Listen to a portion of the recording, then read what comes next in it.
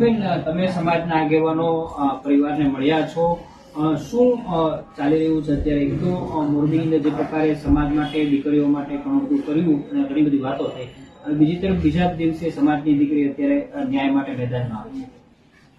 એક આગેવાન તરીકે વાત કરું અને એક મહિલા આગેવાન તરીકે વાત કરું ને, તો જ્યારે પણ સમાજની દીકરીઓને કે બીજા પણ સમાજની દીકરીઓને જ્યાં જ્યાં જરૂર પડી છે ને ત્યાં અમારી પૂરેપૂરી મહેનત એવી રહી છે કે એને ન્યાય મળે, એને ન્યાય સુધી અમે પહોંચાડી શકીએ.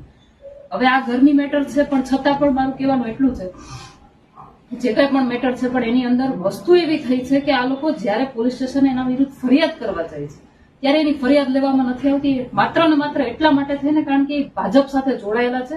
એટલે મારું કહેવાનું એમ છે કે સત્તાધીશ ગુંડાઓ કહેવાય કે જેના ઈશારે પોલીસ તંત્ર કામ કરી રહ્યું હોય. એટલે વિચાર કરો કે એક મા દીકરી છે, આટલા વર્ષોથી પોતાની જાતે એકલા રહે છે.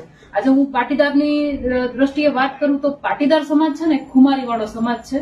એ બીજા પણ કોઈ હેરાન થતા હોય, બીજા કોઈ પણ બેનો દીકરીઓ પણ હેરાન થતી હોય ને તો એનાથી ના જોવાય અને એની મદદે પહોંચી જતો હોય.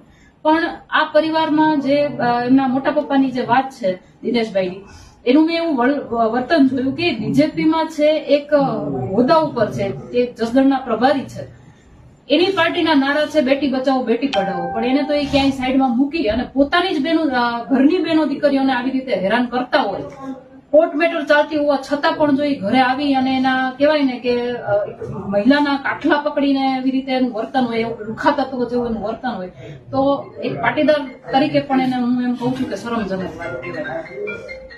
ઓકે.